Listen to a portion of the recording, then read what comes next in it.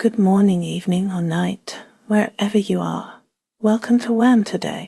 Take a deep breath, clear your mind, and let's drift through the whispers of today's world, one quiet thought at a time. As we wrap up Sunday, 1st June 2025, let's see what stories are unfolding around us. United Kingdom.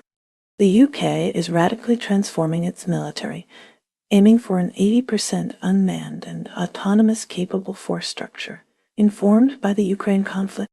This shift involves a new land warfare concept, and the UK military is conducting its largest ever artificial intelligence trial to support this transition. UK Armed Forces recruitment has seen a 19% increase in people joining UK regular forces.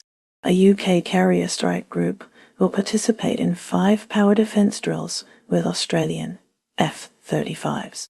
The UK is also working with the EU to advocate for a lower price cap on Russian seaborne oil sales.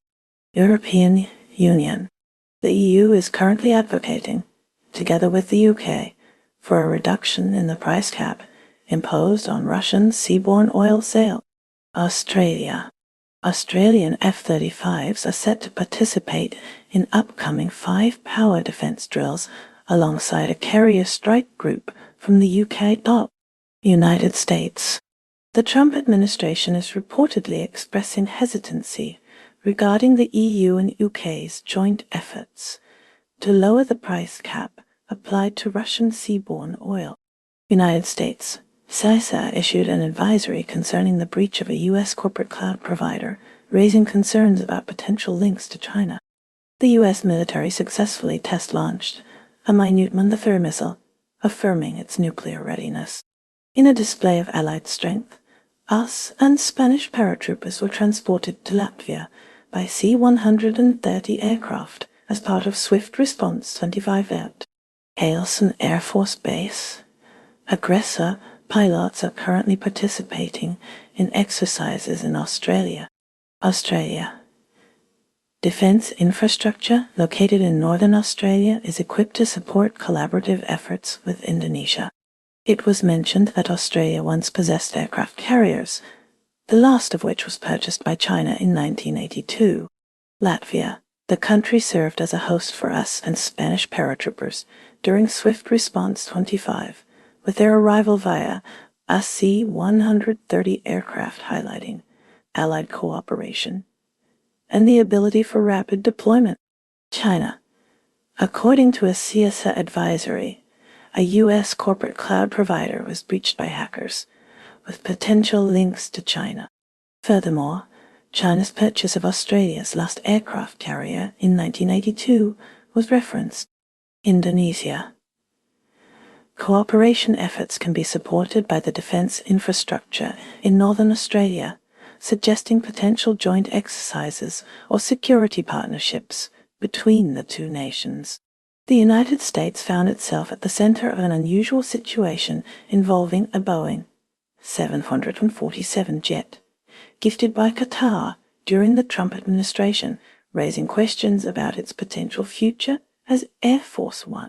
Experts have voiced concerns regarding the conversion costs and ethical considerations associated with this unusual arrangement. Despite the Pentagon taking possession of the aircraft, the agreement with Qatar for this gift remains officially incomplete. Indonesia is currently engaged in a significant push to modernize its air force. This initiative involves exploring potential acquisitions from both France and China to bolster its defense capabilities. Negotiations are actively underway with France for a possible expansion of its Rafale fighter order by up to 16 aircraft. Concurrently, Indonesia is also evaluating the acquisition of 42 pre-owned J-10 fighter jets from China. The modernization efforts align with French President Macron's planned visit to the French language lab at the Magelang Military Academy in Indonesia, suggesting continued partnership and potential new agreements concerning the Rafale jets. The United States has seen a significant shift in corporate attitudes towards diversity, equity, and inclusion (DEE) programs, largely influenced by former President Trump's anti-woke policies. This shift is impacting corporations and raising concerns about the future of workplace diversity initiatives. Geopolitical tensions are high as speculation surrounds the Nord Stream gas pipelines. The United States and Russia may have an interest in repairing the pipelines. This raises questions about whether Germany might resume importing gas from Russia, driven by a perception of the United States as an unreliable partner. Germany is assuming a more prominent role in guaranteeing European security. This shift highlights the evolving dynamics within the transatlantic alliance amid ongoing geopolitical uncertainties. China is actively strategizing to counteract potential U.S. intervention in a Taiwan conflict. The U.S. plans to reposition its military assets due to China's increasing military strength. The Chinese ambassador has voiced concerns regarding Australia's attempts to reclaim control of the Darwin port. The Chinese Navy continues its combat patrols near a disputed shoal in the South China Sea, asserting its regional claim. The Philippines is strengthening its maritime defense through new acquisitions and joint exercises. The nation recently accepted delivery of its initial ATTR 72-600P aircraft from Italy, which will enhance maritime patrols. In related news, U.S. Special Forces are engaging in joint training exercises involving unmanned surface vehicles, USVs, within the Philippines. Adding to this collaborative effort, the U.S. Marine Corps is deploying its Navy Marine Expeditionary Ship Interdiction System, Unmanned, as part of the Commandant exercises, while the U.S. Army is contributing its high-mobility artillery rocket system, HIMARS, to the exercises on the Philippine Islands, underscoring a commitment to regional maritime security. Ukraine is facing intense Russian drone attacks and ground offensives, leading to NATO's increased vigilance. Russia launched a record number of drones overnight. Former President Trump described Putin as absolutely crazy in response to the attacks. Negotiations for peace are reportedly ongoing, despite the conflict's intensity. Singapore is strengthening its defense posture through several avenues, including hosting the 23rd Five Power Defense Arrangements, FPDA, Defense Chiefs Conference.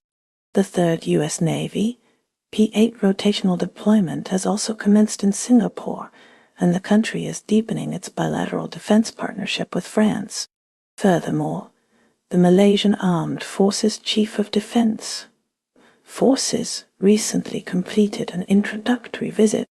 Malaysia is improving its airspace surveillance with the addition of more Thales GM400 ESO radars, while its military is engaged in exercise Cope Tofan 16.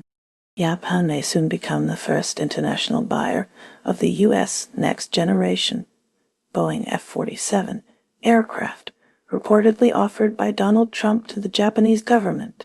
The United States and South Korea are working to maintain their alliance amidst changing leadership and evolving nuclear threats. The U.S. Air Force is upgrading its capabilities in Korea by transitioning from A-10s to more advanced systems. Concurrently, a potential reduction of thousands of U.S. troops stationed in South Korea is under consideration. Separately, a South Korean Navy patrol plane crashed in the country's south, resulting in 4 deaths.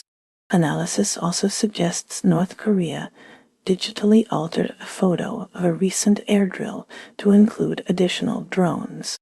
Finland is reinforcing its defenses by planning to raise the age limit for reservists, potentially adding 125,000 troops to its wartime army. The Dutch Air Force is participating in Finland's Banner 25 exercises with its F-35 fighter jet. Denmark is considering raising the retirement age to 70 by 2040, a move that could signal a broader trend across European pension systems. France and Indonesia are reviewing an $8 defense agreement during President Macron's visit, potentially leading to new orders for Rafale fighter jets. Italy, the UK, and Japan are collaborating on the development of a sixth-generation fighter aircraft. The Turkish Air Force has reportedly finalized the acquisition of C-130J Super Hercules aircraft, previously retired by the United Kingdom. The first littoral combat ship equipped with the MiG-9 countermeasures mission package has arrived in Bahrain. Israel attacked Yemen's Sana'a airport. However, the Houthis assert that this action will not deter their support for Gaza. Argentina has conducted the first flight of the IA-100B Malvina trainer aircraft, aimed at enhancing domestic pilot training. King Charles and Queen Camilla have embarked on a 2-day visit to Canada. Donald Trump's proposed tax policy includes levies on remittances leaving the U.S., which is expected to disproportionately affect migrants and their families in Africa. The USINDOPACOM commander recently visited New Zealand. A New Zealand-led task force, which included the Royal Navy, seized drugs worth $9 billion in the Arabian Sea. And that's a wrap for today's news, because even headlines need a nap.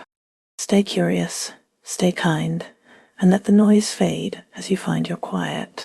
Take care, stay awesome, and I'll see you next time on WHAM Today.